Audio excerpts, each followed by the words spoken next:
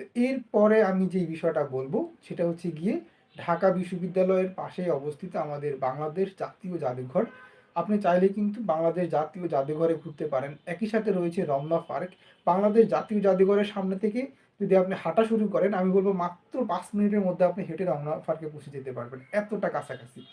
আবার বাংলাদেশ জাতীয় জাদুঘরের ঠিক পরেই হচ্ছে চারুকলা ইনস্টিটিউট, আর তার ঠিক পরেই হচ্ছে আমাদের জাতীয় কবি কাজী নজরুল ইসলামের সমাধিসৌধ। আবার একটু সামনে গেলেই হচ্ছে গিয়ে ঢাকা বিশ্ববিদ্যালয়ের টিএসসির সামনেই হচ্ছে সোহরাওয়ার্দী উদ্যান, যেখানে বইমেলা হয়। তো এইগুলো আমি বলছি কেন, যারা হচ্ছে গিয়ে প্রথমবারের মতো আসলে ঢাকায় ঘুরতে আসে, কোথায় ঘুরবে কোথায় যাবে, তাদের আসলে কোনো রোড ম্যাপ থাকে না, বা তাদের কাছে সঠিক কোনো ইনফরমেশন থাকে না, যার জন্য হচ্ছে গিয়ে আমি আজকে এই ভিডিওটা, আজকে লাইভে এসে মূলত আমি এই তথ্যগুলো আপনাদেরকে দেওয়ার চেষ্টা করছিলাম, যে যদি আপনি প্রথমবারের মতো ঢাকাতে ঘুরতে আসেন তাহলে আপনি কিভাবে খুব সহজেই পুরো ঢাকাটা ঘুরে দেখতে পারেন।